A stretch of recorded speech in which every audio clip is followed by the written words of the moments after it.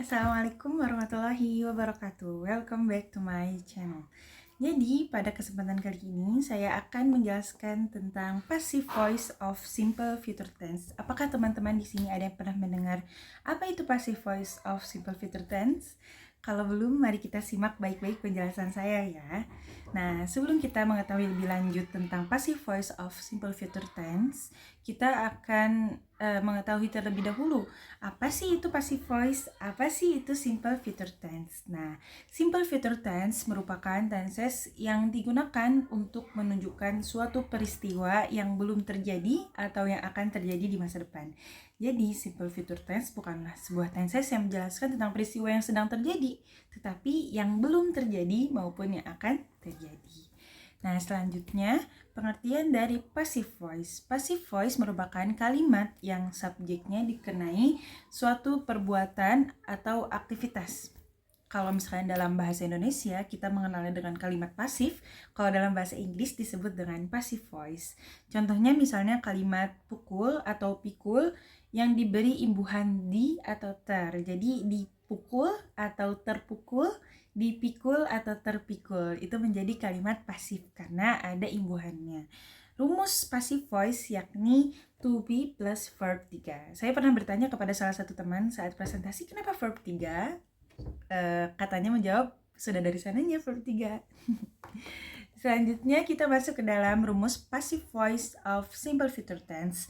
Untuk setiap tenses bentuk to be-nya itu berbeda-beda, tetapi untuk simple future tense to be-nya adalah will plus be, sehingga dapat diperoleh rumus pasif untuk simple future tense, yaitu untuk kalimat positif rumusnya yakni subject plus will plus be plus verb 3 plus by plus object. Nah, itu rumus untuk kalimat positif dari passive voice of simple future tense. Untuk kalimat negatifnya, rumusnya yakni subject plus will plus not plus be plus verb 3 plus by plus object. Nah, jadi kita bisa mengetahui ya di sini perbedaannya. Kalau misalnya yang plus dia tidak ada not, kalau misalkan yang positif dia tidak ada not, kalau misalnya negatif dia ada not. Untuk kalimat tanyanya rumusnya yakni will plus subject plus be plus verb 3 plus by plus object.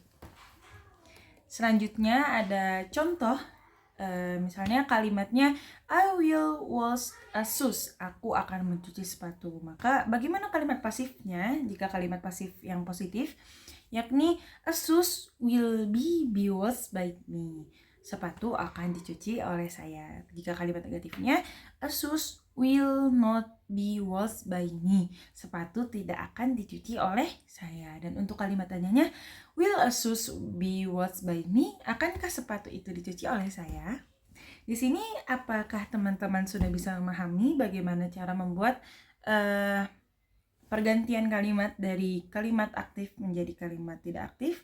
Jika belum bisa memahami, bisa mereplay durasi video ini yang sebelumnya ya. Bisa dilihat baik-baik bagaimana rumusnya agar kita bisa menentukan dan membuat bagaimana kalimat positif dari passive voice, bagaimana membuat kalimat negatif dari passive voice, dan bagaimana membuat kalimatnya dari passive voice of simple future tense. Hal yang perlu diperhatikan dalam membuat kalimat pasif yakni yang pertama, kata kerja intransitif tidak digunakan dalam bentuk pasif kecuali kalau kata kerja itu menggunakan kognitif objek dalam bentuk aktif. Contohnya misalnya active voice, she will sing a fine song, ia menyanyikan sebuah nyanyian yang merdu.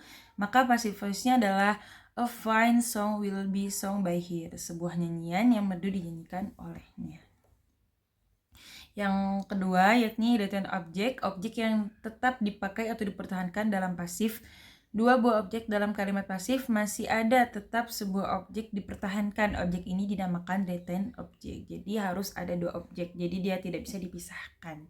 Ini menurut John pada tahun 1986. Objek ini mungkin objek tidak langsung dari kata kerja aktif atau objek langsung dari kata kerja aktif.